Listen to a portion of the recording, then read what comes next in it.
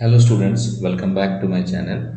Today I have come with questions from thermodynamics and optics which were asked in the first shift, that is morning shift of 29th January 2023 JEE mains. So without wasting time, let us discuss them one by one. Here comes the first question.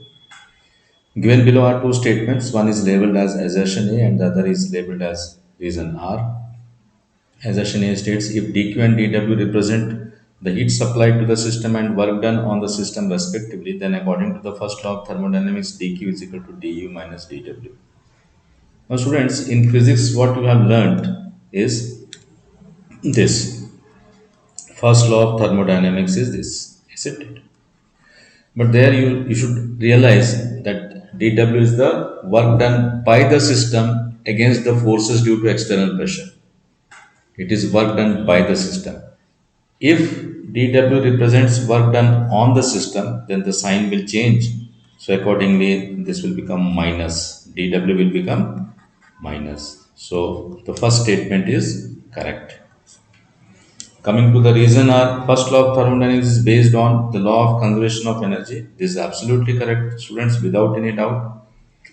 It is basically the consequence of the law of conservation of energy, which states that out of the total amount of heat supplied to a gas or to a thermodynamic system, a part of it is utilized by it to do work against the forces due to external pressure, and the rest is stored in the form of internal energy. So actually, it's a law of conservation of energy. So reason is also appropriate. So we have both A and R are correct, and R is the correct explanation. So third option is the correct answer. Moving on to the next question. A bicycle tire is filled with air having pressure of 270 kilopascal at 27 degrees Celsius. The approximate pressure of the air in the tire when the temperature increases to 37 degrees Celsius. So as you can see, students, that the rise in temperature is not too large. For example, 27 degrees Celsius was the initial, which converted into Kelvin is 300 Kelvin, and the final temperature is 36 degrees Celsius, which converted to Kelvin Celsius is 309 Kelvin. Okay. Now the rise in temperature is only 9 Kelvin, and the fractional rise in temperature is very small. We can see. Now here, assuming that the bicycle tire has constant volume, we'll apply Charles law. Sorry, not Charles law, I'm sorry, Gay-Lussac's law or pressure law. We apply Gay-Lussac's law or pressure law, which states that at constant volume, the temperature varies directly as the pressure. Temperature varies directly as the pressure. This is what we will be applying. That is, in some books they are given as Gay-Lussac's law, whereas in some books it is given as pressure law. Whatever it is, assuming the volume to remain constant, we can have this temperature is directly proportional to pressure. Okay, so since the temperature increases from 27 to 36, automatically the pressure will also increase. So pressure will be more than 270 kilopascal. So we have only two options which are more than 270 kilopascal. Students, here I am giving you the technique to solve without calculating actually. Okay. Now, the fractional change in temperature will be same as the fractional change in pressure because they are directly proportional to each other. Now you can see the fractional change in temperature is quite less, that is 9 by 300. So accordingly, fractional change in temperature will also be less. So there will be a slight increase in pressure. So when 270 is slightly increased, probably it comes out to be 278. So this is how you are supposed to calculate. Moving on to the next question. A body cools from 60 degrees Celsius to 40 degrees Celsius in 6 minutes. If temperature of surroundings is 10 degree, then after the next 6 minutes its temperature will be. This is based on Newton's law of cooling. Newton's law of cooling. As you can see that initially the temperature drops from 60 degrees Celsius to 40 degrees Celsius in 6 minutes. And then we have to predict the temperature. Let us say it is T degrees Celsius over the end of the next 6 minutes. Now here Newton's law of cooling states that the average rate of change of temperature, that is known as rate of cooling, is equal to some constant times the average temperature difference between the body and the surrounding. Here I have taken T naught as the surrounding temperature, and the average body temperature I have taken as the arithmetic mean of initial and final. So this is how you write the Newton's law of cooling. So coming to the applying this to the first situation from 60 to 40, you have 20 degrees Celsius upon 6 minutes is equal to some constant multiplied by average will be 60 plus 40 by 2, that is 50 degrees Celsius, minus temperature of surrounding is given as 10 degrees Celsius. So you just have to write this as 10 degrees Celsius. So therefore this will be K into 40. So therefore K will be 1 upon 12. Forget about units. Don't worry about the units. Okay. It will get managed. Don't worry. So 1 by 12. Now coming to the situation under consideration 42T. So the rate of cooling will be 40 minus T upon 6 minutes itself. The value of constant is 1 by 12 and mean temperature will be 40 plus T by 2 minus 10. Okay.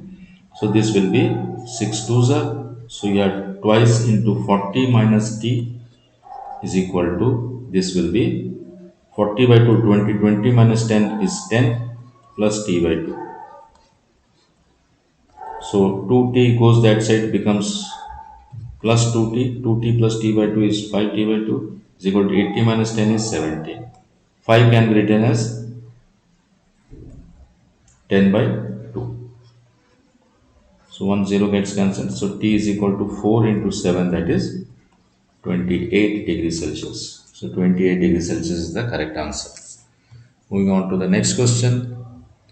We have, which of the following are true? Speed of light in vacuum is dependent on the direction of propagation.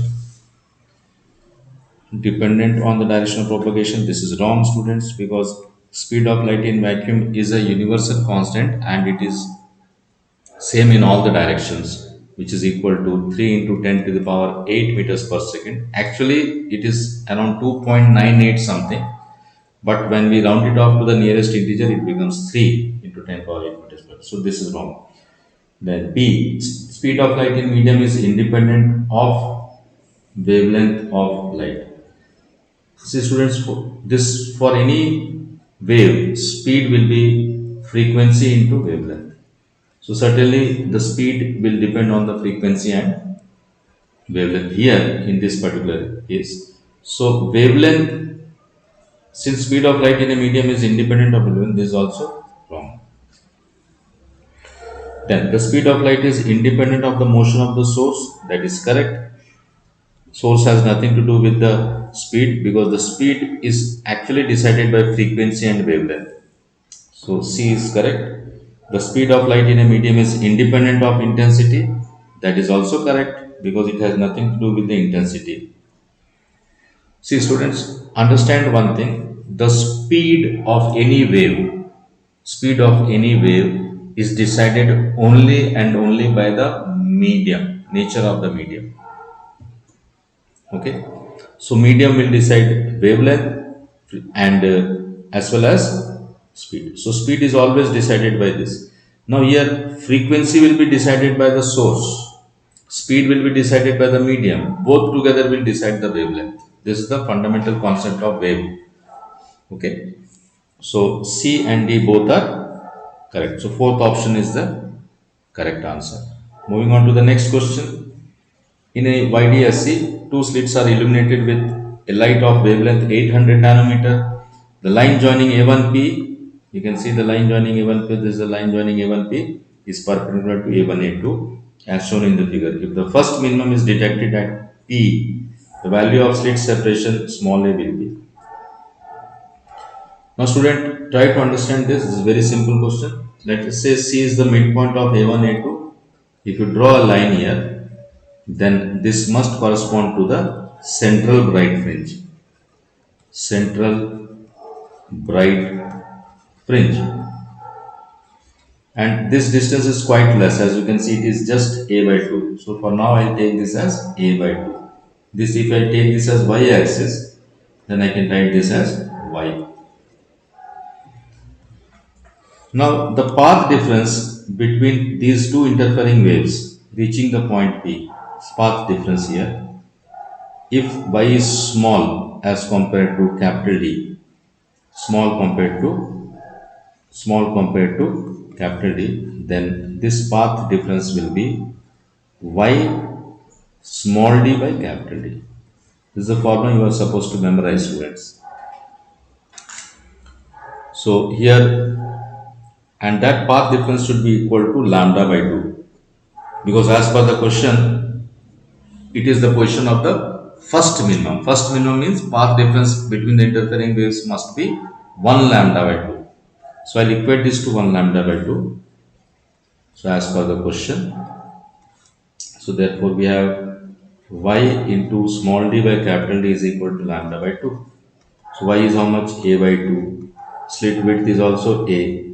Capital D is 5 centimeters, centi to be converted into meters, and wavelength is 800 nanometer. It is given in the diagram. So 800 nano stands for 10 power minus 9 upon 2. Let us cancel whatever things can be cancelled. So 2 gets cancelled here, and we are left with a square is equal to 5 into 8 is 40 into 10 to the power. This gets cancelled and we are left with 10 power minus 9. So 4 into 10 power minus 8. This is a perfect square. So A will be square root of 4 is 2. Square root of 10 power minus 8 is 10 power minus 4.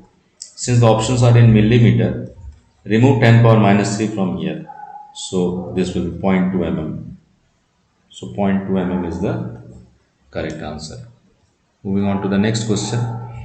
As shown in figures, three identical Polaroids P1, P2, P3 are placed one after another. The pass axes of P2 and P3 are inclined as shown in the figure. You can see the source S has intensity this much, the intensity of light at point 2. So you can see, students, that light first of all travels from this Polaroid and then from this Polaroid and then finally emerges through the third Polaroid. So we have to find the intensity of this. We'll be applying law of Malus. I hope all of you are aware of this. Law of Malus states that if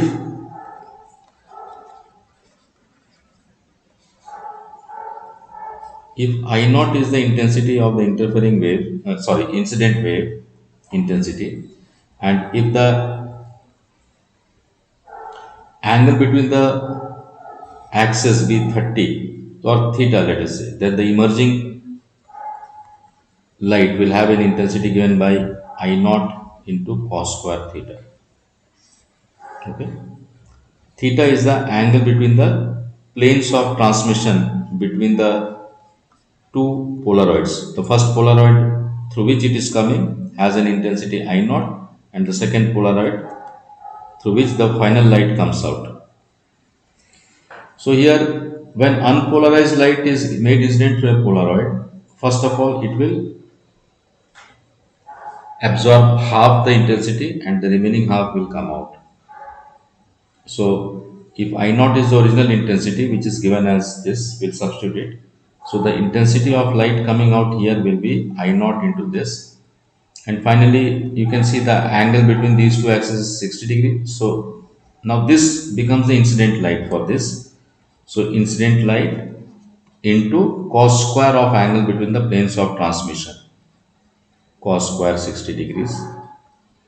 Then this becomes the incident intensity for this, and final answer will be here again. You can see the angle between these two planes will be 30 degrees. You can see 30 degrees.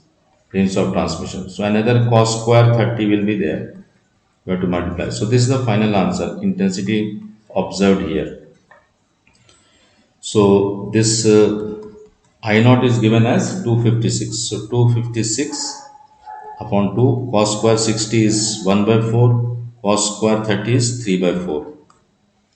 So just you have to go on cancelling it. Okay. So 4 6 is 24 and 4 4 is 16. Then 8 is 24.